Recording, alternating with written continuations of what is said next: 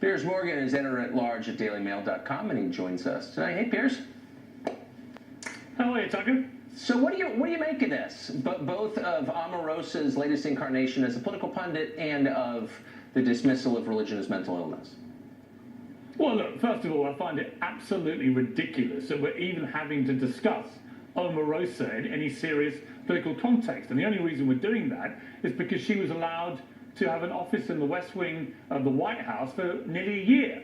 I don't know why Donald Trump would have ever let her in there. She's already behaving exactly how I could have predicted she would behave. In other words, she's squealing like a canary and taking them all down, as of course she was going to. She's Omarosa. She's a reality television star whose only raison d'etre is to be a poisonous little viper, spreading gossip, innuendo, and terrorizing everyone in her wake. So, first question, what was she doing there? There is no sensible answer. I mean, for all the time we spent on the Russia story, this is a bigger scandal. I agree. Omarosa worked in the White House? Really? Why? Democrats didn't even notice. I guess she's too, she seems normal to them.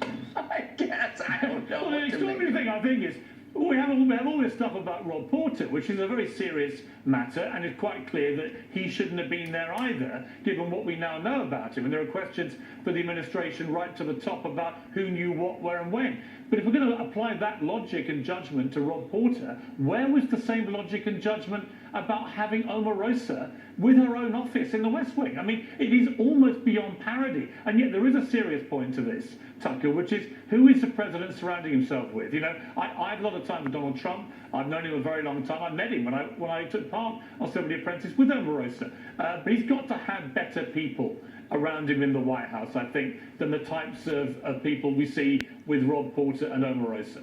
Yeah, I mean, I think Omarosa's probably in her own category. I can say, having been over there a few times, that it's not chock full of Omarosas, but she did work there. She became famous for being horrible. I don't think that's an overstatement.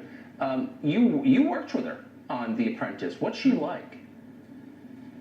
She's absolutely appalling. I mean, literally one of the worst human beings I've ever encountered in my life. And I've encountered a lot of bad people. She has no saving grace. She was vicious, conniving, scheming, plotting, treacherous. I mean, her first gambit to me, day one, first challenge. She sidles up to me. I've never even met this woman. And she says to me, "Hey, Piers, we should have a showmance." I said, "What's a showmance?" She went, she said, "On The Apprentice, everyone has sex together. So you and I could do that, and then we could sell it and make loads of money." I said, are you completely deluded? What? Please go away. She said, what's the matter with you? Are you gay? I went, no, just because I don't want to have sex with you on this show, that doesn't make me gay. So anyway, this is your Me Too moment. For about, well, I'm a victim here. I'm a victim of Omarosa, Tucker. But she gave me then for 4 or 5 weeks unrelenting 5 barrels of abuse, tirades, homophobic stuff, and really vicious, nasty stuff. And I couldn't believe it. I mean, she got beaten in the show. I ended up winning it. That stuck in her mind as well. Cut forward to the campaign, I think in the middle of 2016, I suddenly read she's going to be working for Donald Trump, the candidate. I'm like, what? How can that even make any sense? Then I hear when he wins, she's going to be in the White House.